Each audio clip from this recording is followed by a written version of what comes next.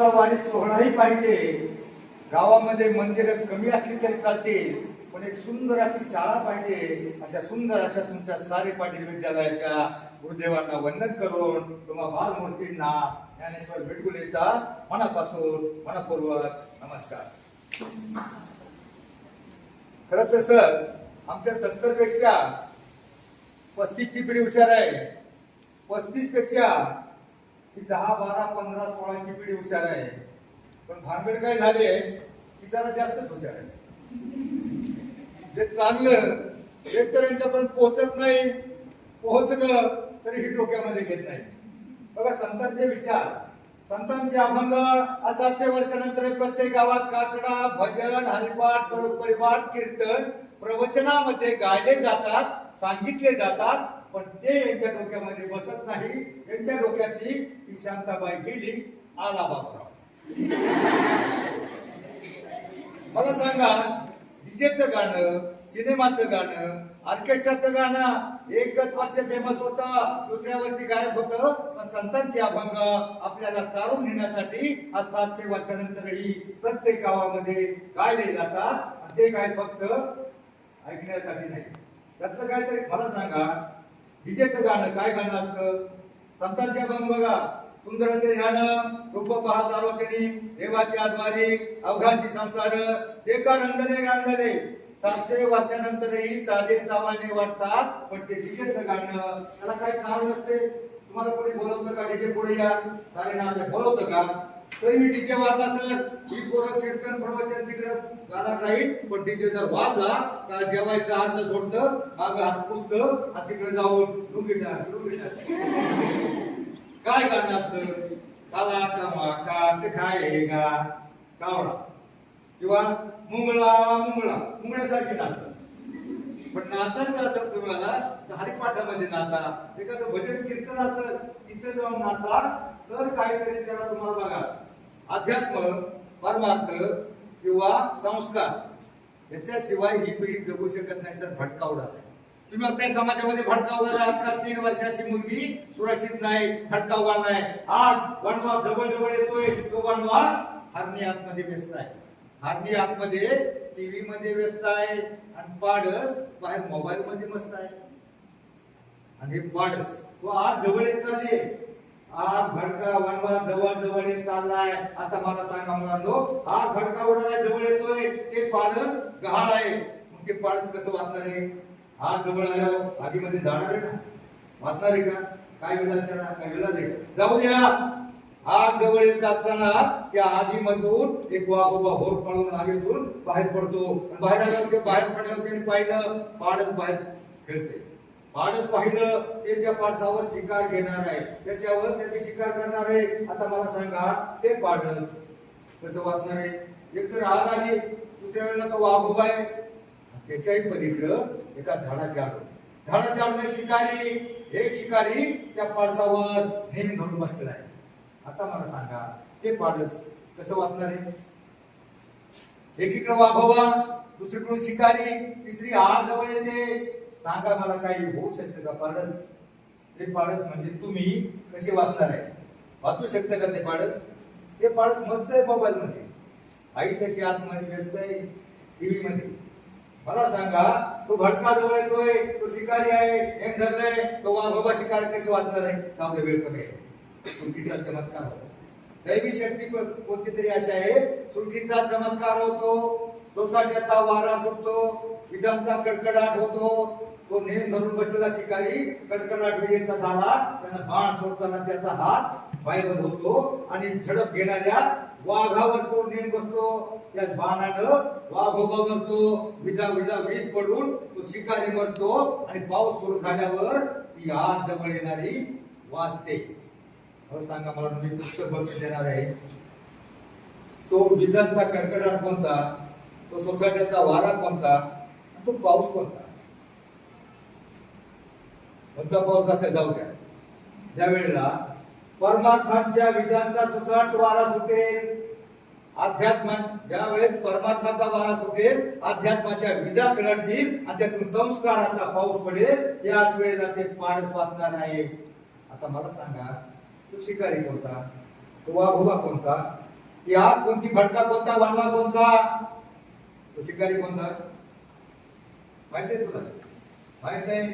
एखादा मित्र तुम्ही चांगल्या श्रीमंताचा पोरगा आहे, हुशार पोरगा आहे, मग त्याला बिघडवण्यासाठी, त्याला जर बिघडवलं तुमची शिकार करण्यासाठी तो शिकारी तुम्हाला बिघडवायचा प्रयत्न करतो. आणि जर एखाद्या पुढाऱ्याबरोबर प्रचाराला 500 रुपये मिळतात, तिथं धाब्यावर खायला प्यायला मिळतं, आणि जर तिकडे वरात आहे डीजे पुढे जाऊन नाचू, आणि मग डीजे पुढे नाचल्यावर तो तुम्हाला बिघडवायचा प्रयत्न करतो. तुम्हाला जर बिघडवलं, तुमची शिकार केली, तर त्याची आयुष्यभराची त्याची द्यायची सोय होईल, खायची सोय होईल. तो व्यसनी माणूस म्हणजे तो शिकारी. तो वाघोबा कोणता? अनेक वाघोबा आहेत, अनेक बिबटे सुटले सगळ्या बाजूला. कोणते कोणते? अंमली पदार्थ, दारू, गांजा, अफू, तरस, अनेक प्रकारची जी व्यसनं आहेत ना, त्यापैकी एक व्यसन शिकार करायला मोबाईल. तर आम्हाला अंमली पदार्थ या विरुद्ध सरकारचं अभियान आहे, त्याच्यावर बोलायला सांगतात. पण ती व्यसनं 20 वर्षानंतर लागायची, परंतु आताच ते नवीन व्यसन आहे ते पहिल्या वर्षी लागते. म्हणजे अनेक व्यसन. मला सांगा, आणि तो वनवा कोणता, ती आग कोणती, तो भडका कोणता? ती आग म्हणजे समाजामध्ये अनेक प्रकारच्या या विकृती, वाईट लोक, अत्याचार, अन्याय, व्यभिचार, दुराचार, भ्रष्टाचार, बलात्कार, सगळा भडका उडाला आहे. आजकाल 3 वर्षापासून 60 वर्षाची महिला सुरक्षित नाही. त्यासाठी कोणत्या कायद्याने बदल होऊ शकत नाही. हे बदल कोणत्या कायद्याने होऊ शकत नाही. हे बदल आपल्या मनातून झाले पाहिजे. आणि मनातून बदल करण्याचं एकच मार्ग आहे, म्हणजे अध्यात्म, परमार्थ, संतांचे विचार. बघा, प्रत्येक बोर्डावर, प्रत्येक कॉर्नरला लिहिलेलं असतं, हा रस्ता पंढरपूरला जातो, हा रस्ता बेवडेवाडीला जातो. मग आपल्याला कोणत्या मार्गाने जायचंय हे आपल्या हातामध्ये आहे. तुमची पिढी हुशार आहे, मला सगळं कळतं, पण ओळख नाही. बघा, एखादं मुलींच्या बाबतीत काय झालंय, मुलांचं व्यसन वेगळं, मुलींचं व्यसन वेगळं. मुलं बघा, मुलांनुसार मी याच्यासाठी म्हणतोय, तुम्हाला वाटत असं आम्ही एवढा का जीव काढतो, तर महाराष्ट्रामध्ये प्रत्येक गावामध्ये एक प्रदूषण निर्माण झालंय. प्रत्येक गावातली एका वधूवर सूचक केंद्राचा सदस्य आहे. प्रत्येक गावातली 10 ते 12% मुलं बिगर राजनाची आहेत. कोणती असते ती? ग्रॅज्युएट झालेला, डॉक्टर झालेला, इंजिनियर झालेला, शिक्षक झालेला बेकार असतो का? ती कोणती मुलं बिगर राजनाची कोणती राहतात? जे आता लक्ष देत नाही, मन लावून शिकत नाही, आपलं करिअर घडत नाही, मध्ये 10वी 12वीला फायबर होतात, पाटलांचा बैलगाडा तिकडेच राहणार करतात, आणि जे बिघडतात ते टुकार बेकार राहतात. अशा मुलांची लग्न होत नाहीत. आणि मग आयुष्यामध्ये पुढे पश्चाताप कधी होतो? कधी? बाकीची बघा, 4 विद्यार्थी असतात, 4 विद्यार्थ्यातले 2 मन लावून अभ्यास करत असतात, मन लावून अभ्यास करणारे, आणि ते दुसरे टुकार असतात, इकडे भटकायचं, तिकडे भरायचं, डीजे पुढे जायचं, ऑर्केस्ट्रा पुढे जायचं, सिनेमाला जायचं, अभ्यास बुडवायचा. आणि त्या दोघांना म्हणतात, अरे काय तुम्ही, चला इकडे मजा आहे. तुम्ही पुस्तकातले किडे म्हणून विनवतात, परंतु काय झालं, हे पुस्तकातले किडे विनवणारे 10वीला पास झाले, 12वीला पास झाले, हे मध्येच 10वीला नापास झाले, 10वीला नापास झाले, 12वी झाली, त्यांचं पुढे ITI डिप्लोमा केला, कुणी इंजिनिअरिंग केली, ग्रॅज्युएट झाले. ग्रॅज्युएट नंतर या दोघांनी परीक्षा दिली, एक कलेक्टर झाला, एक DYSP झाला. आणि हे दोघं जण 10वीला व्हायबल झाले. तिथून पुढे यांचा हात धंदा, कुणाची वरात आहे, कोणत्या पुढाऱ्याची निवडणूक आहे, पुढे आजे डीजे, कुणाची यात्रा आहे, खाऊन पिऊन मस्त 4-5 वर्ष असं निघून गेली. 25 वर्ष वय झालं तोपर्यंत त्यांची लग्न झाली. ते शिकले होते, जो DYSP कलेक्टर झाला होता, 4 मित्र, सत्य घटना सांगतोय, की खोटं काही सांगत नाही. तोपर्यंत यांची लग्न झाली, तोपर्यंत हे असेच राहिले, खाऊन पिऊन मस्त. आता मला सांगा, दारू पिणाऱ्याला, गांजा पिणाऱ्याला, गुटखा खाणाऱ्याला कोण देणार आहे का कोणी? अहो साधं सर, एका मुलीचं लग्न जमलं, साखरपुडा म्हणजे टिळा झाला, टिळा म्हणतात त्याला, गंध लागला, त्या गंधाला त्यानं जेवण दिलं, 1-2 लाख खर्च केला मुलीच्या बापानं. परंतु त्याच्यानंतर त्या मुलीला कळलं का तो मुलगा गुटखा खातोय. लग्न मोडलं, 2 लाख बापाची मुलगी म्हणली नाही, मला नाही, तो गुटखा खातोय. त्याच्या गुटख्याचा त्रास कोणला? तो मधीच मरला. एकतर आराराबा पाटील किंवा बरेच लोक, चांगली विद्वान लोक, व्यसनी पायका, चांगल्या माणसाचं त्याच्यामुळं काय होतं ते तुम्हाला इतिहास माहिती आहे. म्हणून कोणतंही व्यसन न करता मग ही पिढी तोपर्यंत हे दोघं जर लग्न झाले, त्यांना 2-2 मुलं झाली, जे 30 वर्षाचे 32 वर्षाचे झाले, त्यांचं लग्नच नाही, त्यांची काय भानगड, कुणाची यात्रा आहे, कुणाचा पुढारी कोण पुढे जातोय, कोणाचा डीजे, म्हणजे पुढे खायचं प्यायचं कसं एवढं मस्त होते. पण आता याला जाणीव व्हायला लागली, एकमेकांना बोलायला लागले. एकदा अशाच यात्रेला निघाले. आमच्या गावापासून वडगाव पीर नावाचं गाव आहे, 10 किलोमीटर. आता त्याला रस्ता नाही, मधून वाटेवाटेने डोंगरातून जावं लागतं, शेतातून जावं लागतं. यात्रेला निघाले. आता पुढलं वडगाव पीर यात्रेला कधी जातात माहितीये काय? खाणारे पिणारे पहिल्या दिवशी गोड खायला नाही जात, दुसऱ्या दिवशी वेगळंच काहीतरी असतं.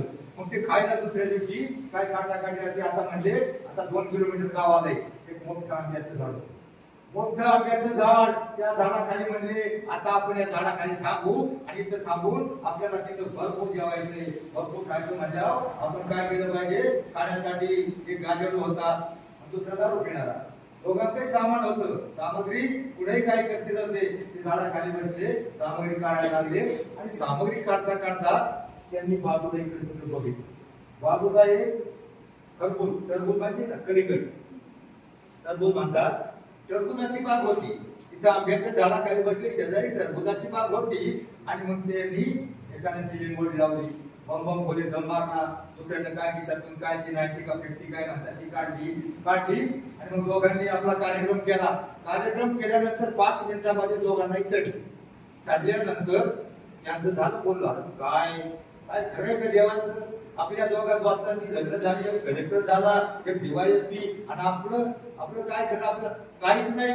अहो देवाचं काय खरं ना? देव निस्ता अन्याय करतो. देवाला काय कळतं का नाही? देवाला बघ, आता बघ हा आंबा, एवढं मोठं त्याचं खोड, एवढं मोठं झाड, आणि त्याला एवढा आंबा, आणि कलिंगड याचा एवढा करगडीसारखा वेळ, आणि याला एवढं मोठं टरबूज, एवढं मोठं कलिंगड. देवाचं काय खरं ना? देवानं या याच्यावर, या पशु पक्षी प्राणी सृष्टीवर, झाडावर, वनस्पतीवर अन्याय केलाय, तसा आपल्यावर पण अन्याय केलाय. त्या दोघांची बघा लग्न झाली, त्यांचा बंगला झाला, 2 पोरं झाली, आणि आपल्याला आपण खायचं बांधलं. त्यांची देवाच्या नावानं बोंबाबोंब सुरू झाली. आणि मग याच वेळेला देवाचा सडा सृष्टीचा चमत्कार, देवाच्या नावानं बोंबाबोंब करता असताना देवानं वरून वारा सोडला. वारा आला, वारानं एक आंबा, एक एवढा आंबा वाऱ्यानं खाली पडला, असा त्याच्या कांड्यात पडला, असा तो गोळीवर खाली पडला. असा दुसऱ्याला त्यानं उठवलं, त्यानं इकडं तिकडं बघितलं, तो आंबा बघितला, आंबा हातात घेतला, आणि मग त्याने त्या टरबुजाचं बघितलं, कलिंगडाचं बघितलं. अरे हा आंबा त्याच्या डोक्यात पडला, हा पार बोलताना पडला. पण या आंब्याच्या ऐवजी आता आपण बघत होतो, अरे एवढ्या आंब्याला एवढा आंबा, आणि हे एवढे कलिंगड, त्याचे एवढा वेळ, त्याला एवढं मोठं टरबूज. तर देवानं जर आपण म्हणतो त्याप्रमाणे हे जर कलिंगड, हे टरबूज जर वर असतं, आणि हे जर आता याच्या डोक्यात पडलं असतं, तर काय झालं असतं? रामनाम सत्य झालं. म्हणजे देवानं जे केले ते बरोबरच केले, देवानं केले ते बरोबरच. जैसे ज्याचे कर्म तैसे फळ देईश्वर, जगी जीवनाचे सार घ्यावे. म्हणजे जसं आपलं कर्म आहे तसं फळ देणार आहे. आपण लय अभ्यास केला, चांगले मार्क पडते, सगळे जोक पडते, नुसता टीव्ही बघितला, नुसता टीव्ही पुढे नाचला, मार्क पडतील का? आपण जर कर्म चांगलं केलं तरच आपल्याला फळ मिळणार आहे. शिक्षकांनी जर शिकवलं, घरी जर त्यांनी दाढी मारली वर्षभर, त्यांना पगार मिळणार आहे का? बघा, कर्म करो तो फल मिळता है, कर्म करो तो फल मिळता है, आज नहीं तो कल मिळता है, इतना गहरा अधिक हो कुआ, उतना मीठा जल मिळता है. जीवन के हर कठीण प्रश्न का जीवन में ही हल मिळता है. प्रत्येक प्रश्नाचं उत्तर आपल्याला इथंच मिळणार आहे. आपल्याला बऱ्याच वेळा शंका असते, अरे मी गरीबाचा, मी कमी हुशार, मी गुटका, मी काळा, मी कसा मोठा होणार? प्रत्येक जण मोठा होणार, तुमच्यातला प्रत्येक जण मोठा होणार. फक्त त्यासाठी तुमच्यामध्ये आत्मविश्वास हवा. माणसाला जीवनामध्ये मोठं व्हायचं असेल तर माणसामध्ये आत्मविश्वास हवा, मी मोठा होणार. आणि तो आत्मविश्वास मिळवण्यासाठी थोडा तरी छत्रपती शिवरायांचा आणि संतांचा इतिहास ज्ञात हवा. जगावं कसं हे मला छत्रपती शिवरायांनी शिकवलं, म्हणावं कसं हे शंभूराजांनी शिकवलं, आणि वागावं कसं हे संत समाज सुधारकांनी शिकवलं. आता आपल्याला कुठे शंभूराजांसारखं म्हणायचंय? आपल्याला फक्त काय करायचंय, आपल्याला फक्त शिकून सवरून मोठं व्हायचंय. आपल्याला बाजू प्रमाणे कुठलं खिंड अडवायची नाही, भगतसिंगाप्रमाणे फासावर जायचं नाही. आपल्याला एकच काम करायचंय, शिकून सवरून मोठं व्हायचं. शिकून म्हणजे शिक्षण आणि सवरून म्हणजे सकारात्मक अर्थाचे जेवढे शब्द, सत्य, सदाचार, संयम, सुविचार, संतांचे विचार, एक चांगला विचार घेऊन जगण्याचा प्रयत्न केला तर तुम्ही हरिपाठ पाहिला का? तुम्ही हरिपाठ पाहिलाय का नाही? हरिपाठामध्ये 38 नंबरचा अभंग आहे. काय अभंग आहे? अवघाची संसार सुखाचा करीन, आनंदे भरीन तिन्ही लोक. काय अर्थ होतो बाई याचा? अवघाची संसार म्हणजे कुणाचा म्हटलंय? अवघाची संसार सुखाचा करीन म्हणजे कुणाचा म्हटलंय? आपल्या घरातला म्हणजे का? पप्पा, मम्मी, बुड्डी चौघांचा म्हटलंय का? अख्ख्या जगाचा, विश्वाचा म्हणजे अख्ख्या जगाचा संसार सुखाचा करील आणि आनंद भरेल तिन्ही लोक म्हणजे स्वर्ग, मृत्यू, पाताळ सगळीकडे आनंद निर्माण करेल. अभंगाच्या एका चरणाचा अर्थ एवढा मोठा असतो, पण ते आपण डोक्यात घेत नाही. आपल्या डोक्यात ती गेली. आला बाबूराव राहिला का? एकच वर्ष डीजेचं गाणं टिकतं, ते डोक्यात घेऊच नका. फक्त संतांचे विचार. एक सावता महाराजांचा अभंग आहे बघा. सावता महाराजांचा अभंग, त्याच्यातून आपण काय शिकायचं? सावता महाराजांचा अभंग आहे, कांदा मला भाजी आहे ना. तुम्हाला परीक्षेला नवीन अभंग आहे बघा. जनाबाईचा झगडा पंढरीचा तोर आहे का? 11वीला भारुडे, विंचू चावला. 8वी इंग्लिश मीडियमला ज्ञानेश्वर माऊलींचा अभंग आहे. पहिल तो गे गाऊता है शपून गे माय सांगता रे. अभंगाच्या चाली, अभंगाचा अर्थ चांगला असतो, पण तो आपल्या डोक्यात बसत नाही. ज्याला काही अर्थ नाही ते गाणं. बऱ्याच पोरांचं लक्ष नसतं, बऱ्याच वेळा लक्ष नसतं. एका शाळेमध्ये रामनवमीचा दिवस होता. सरांनी सांगितलं थोडं रामायणावर बोला. मग मी रामाचा जन्म, सीता स्वयंवर, लंका दहन, रावणाचा वध, सेतुबंधन, विभीषणाचा अभिषेक, रावणाला कुणी मारलं, कसं मारलं, कुठं मारलं, सगळं सांगितलं अर्धा तास. पण मी काय बघितलं, एका मुलाचं लक्ष नाही की आपला दुसऱ्याला खाली बोट दाबतोय, एकमेकांची छेड करत होतं. मी त्याला विचारलं, अरे रावणाला कुणी मारलं रे? तो म्हणतो मी नाही मारलं. आता रावण तुला सापडणार? तुझं जर इकडं लक्ष नसेल शाळेत, रावण सापडणार आहे का? मग त्यासाठी तुमचं लक्ष काय आहे सध्या? तुमचं लक्ष आहे शिक्षण. परंतु विद्या हे गरिबाचं धन आहे, श्रीमंतांचा अलंकार आहे आणि असं धन आहे जगातला कोणताही तोडगा तुमच्यापासून हिरावून घेऊ शकत नाही. तुमच्या डोक्यामध्ये एकोणतीसचा पाढा असला, एखादी कविता असली, अभंग असला, कुणी काढून घेऊ शकणार नाही. पण तुमच्या खिशामध्ये 100ची नोट असली, एखादा 2 रुपये मारून काढून घेऊ शकतो. त्यामुळे तुमचं लक्ष आता फक्त विद्यार्जन म्हणजे अभ्यासाकडे व्हावे. तर मोठ्या मुलांचं काय होतं, काय मुलं थोडी 99.99 मुलं चांगली आहेत, एखादा मुलगा त्याचं लक्ष नसतं. सर काय शिकवतात त्याकडे लक्ष नाही, माग बसलं आणि इकडे तिकडे बघतं. कुणी आपल्याकडे बघतं का काय? आणि मग कदाचित कुणी बघितलं तर ते म्हणतं मनातल्या मनात, गबा बघतीस तू माझ्याकडे. त्याला टाइम आहे बघायला. अजून 25 वर्षानंतर काय बघायचं ते बघा. तोपर्यंत बघा तुमचं लक्ष आहे फक्त शिक्षण. कारण मला माहित आहे तुम्ही राष्ट्रपती नाही होऊ शकणार. गेली APJ अब्दुल कलाम आणि झेलची तुम्ही नाही होऊ शकणार. पण खरी बिमारी मी त्यासाठी हिंडतोय, कमीत कमी तुम्ही पती व्हावा यासाठी माझा प्रयत्न आहे. बाकी काय मला माहिती आहे तुम्ही देवनाविषयी होऊ शकणार, पण कमीत कमी एक दिवस तुम्ही नवरदेव व्हावा यासाठी माझा प्रयत्न आहे. तुम्ही 8वी म्हणजे तुम्हाला कळतंय. सुशिक्षित बेरोजगारी मुलांना इतकी आहे. गेल्या वर्षी 3 वर्षापूर्वीची गोष्ट आहे, 2 वर्षापूर्वी 30 ते 35 वर्ष ज्यांची लग्न झाली नाही असे 500 ते 600 जवान पुढे त्यांनी मोर्चा काढला. सोलापूरच्या कलेक्टर कचेरीवर मोर्चा काढला आणि मोर्चा काढून त्या कलेक्टरनी दरवाजा गेट उघडलं नाही. म्हणजे आता आपण काय करणार याला? हे काय आपल्या अधिकारात नाही का? मग मोर्चा काढला, कलेक्टरने गेट उघड नाही आणि मग ही पोरं त्याच्या गेटवर नाचायला लागली, टिंगाणा घालायला लागली आणि काय म्हणली, आम्ही लग्नाळू. त्या म्हशीला झाले रेटू, कशाला झालाय पडू. मग आता तो कलेक्टर काय करणार आहे? आता तुम्ही नीट करिअर करा. आता करिअर करा, तुम्ही देवही होणार, राष्ट्रपती नाही तर पती तरी होणार. तुमच्यासाठी मी जीव काढतोय. आता मन लावून अभ्यास करा. कोणत्याही वाईट माणसाच्या जवळ सुद्धा जाऊ नका, एखाद्या बिघडलेल्या माणसाच्या जवळ सुद्धा जाऊ नका. तर तुमच्यातला प्रत्येक जण मोठा होऊ शकतो. आता मी सांगत होतो भारताच्या राष्ट्रपती काय नाव त्यांचं? त्यांचा कलर गोरा आहे का? नाही ना. कोणत्या जातीच्या जन्मल्या?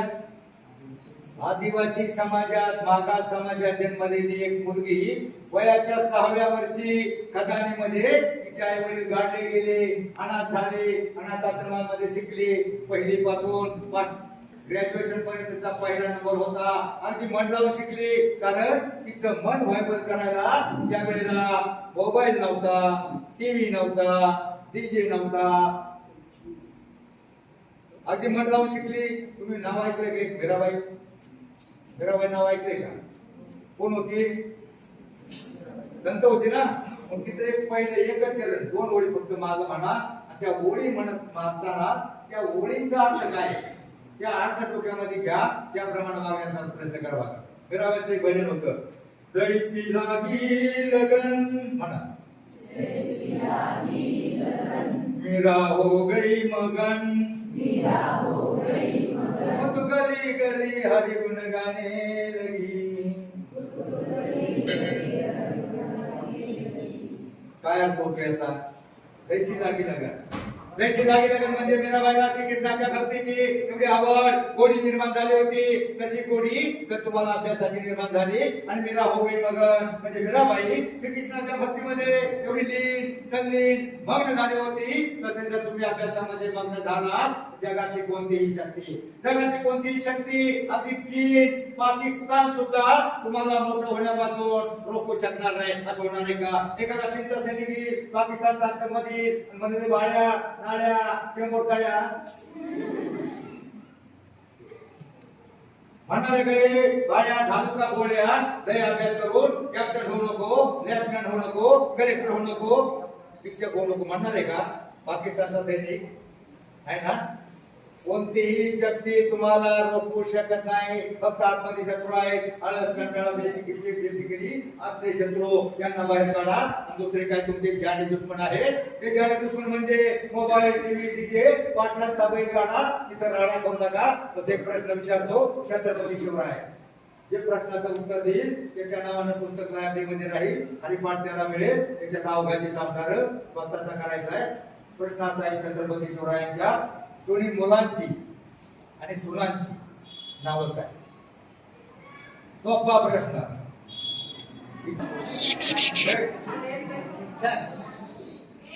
छत्रपती संभाजी महाराज आणि त्यांची पत्नी येसूबाई आणि राजाराम महाराज आणि ताराराणी.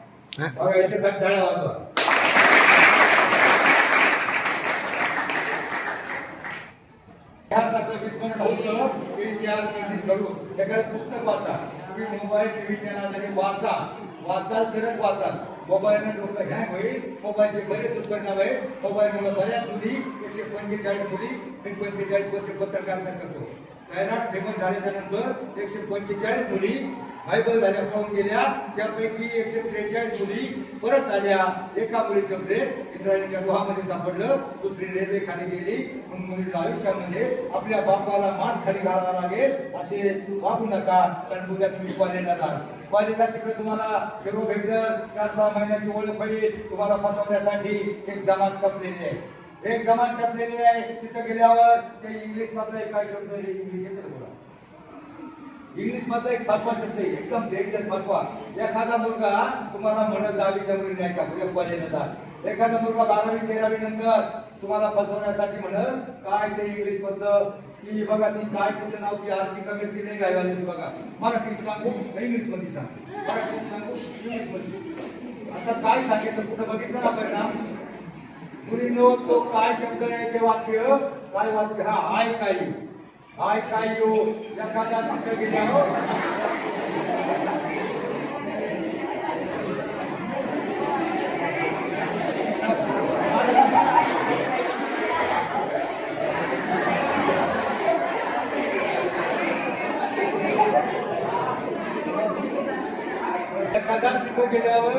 तुम्हाला फसवण्याचा फार वाईट, कारण मला इंग्लिश मध्ये मला आठवत नाही आता, एखादा शब्द आठवत नाही म्हणून सांगितलं.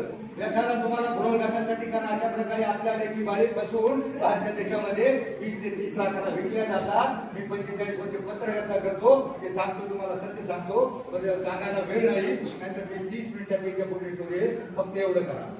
आयुष्यामध्ये कोणत्या लोभाला पाहिजे, एखादा म्हटला चुकान, एखादा जर त्या सामान्याची ओळख जर चुकून म्हटला तुम्हाला ऐका येऊ, त्याला काय म्हणायचं, तुझी आई आणि तुझा बाप माझ्या आई बापाकडे घेऊन ये, मग बघू.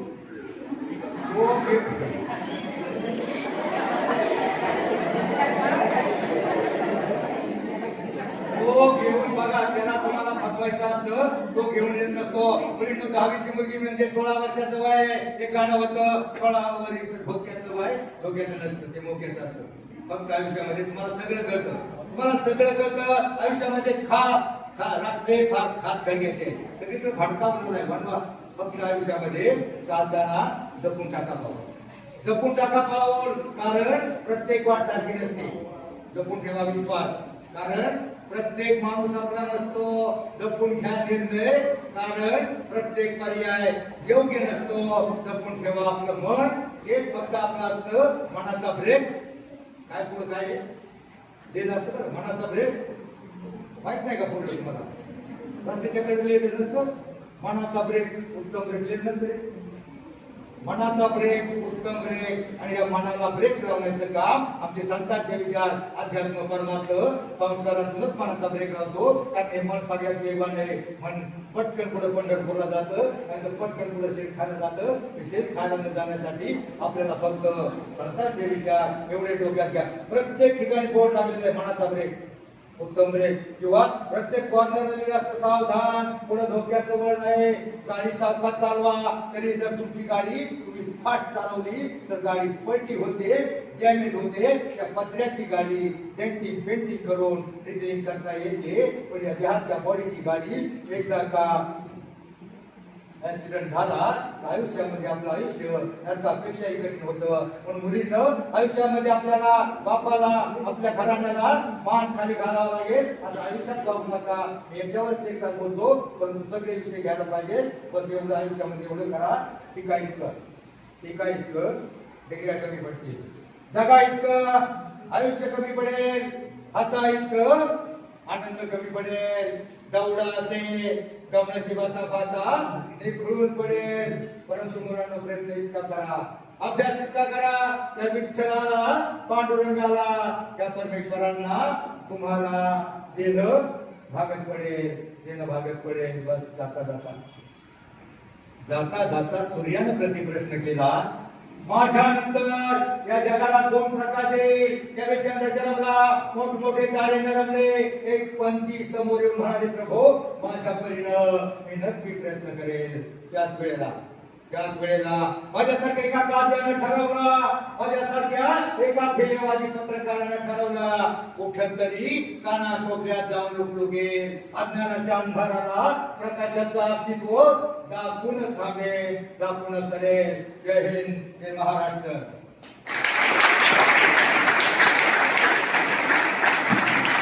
डॉक्टर अप्पासाहेब साने पाटील हायस्कूलमध्ये पत्रकार आणि प्रबोधन व्याख्याते ज्ञानेश्वर मिळगुले साहेब आले होते. त्याचबरोबर भुजबळ साहेब आपल्याकडे आले. या दोघांनी अतिशय चांगल्या पद्धतीने मार्गदर्शन केले. एकाने व्हिडिओ शूटिंग केलं. आपल्याला आता गरज कशाची आहे, संस्काराची गरज आहे. ते संस्कार आपल्याला यातून मिळतात. म्हणून आपला कमीत कमी दिवसातून एकदा तरी एक हरिपाठ व्हावा. तुम्हाला सांगितलं होतं की प्रार्थना म्हणा. प्रार्थना म्हटल्यानं मन शुद्ध होतं, आपले पाय घसरत नाही. ते थोडक्यात सांगण्याचा प्रयत्न बरं, एक अर्ध्या मिनिटाची आयडिया सांगू का? मोठं व्हायचं का सगळ्यांना? अर्ध्या मिनिटाची आयडिया व्हायला मला सांगा, घरी येऊन निघताना तुम्ही देवाच्या काय म्हणून किती जण येतात? देवाच्या काय अडचण नाही, देवाच्या कोणत्या पडतात हात खाली करा. मी म्हणतो जाऊ द्या, देवाचा देऊळ लांब असेल, यायला टाइम होईल, परंतु घरी निघताना फक्त अर्ध्या मिनिटाचे काम आहे. आई वडिलांच्या पाय पडून किती जण येतात? आई वडिलांच्या एवढे जे देवाच्या पाया पडतात तेवढेच आई-वडिलांच्या पडतात. म्हणजे 10%. तुम्हाला खरोखर मोठं व्हायचं असेल 8 मिनिटाचं काम देवाच्या पाया पडायला गोष्टी लागतात. 8 तास लागतो का? असं वाक्य झालं. घरून निघताना आई किंवा वडील ते घरामध्ये असतील ना, फक्त त्यांच्या पाया पडा आणि पाया पडून शाळेमध्ये या, तुम्हाला एक भेट जाणवेल. 8 दिवसामध्ये तुमची आई म्हणे आमची सोनी किती गुणाची झाली, आमचा मुलगा किती शहाणा झालाय. मग आमच्या शहाण्या पोरासाठी तुमची आई वडील रक्ताचं पाणी करतील, हाडाची काळं करतील, घामाच्या धारा घालतील, तुम्हाला मोठं करण्यासाठी गावात कष्ट करतील, पण पैसा उपलब्ध करतील. देव फक्त करेल देव आई वडील आणि शिक्षक तिघांचं आयुष्यामध्ये तिघांचं ऐका. 1 मिनिटाचं काम लागते पाया पडा. आता मला सांगा कोण कोण पाया पडणार? हात कारवर करा. कोण कोण पाया पडणार? आई वडिलांच्या पाया कोण कोण पडणार? सगळी पडणार. आणि एवढं जरी केलं ना, एवढं जरी केलं तुम्ही आयुष्यात मोठे व्हाल.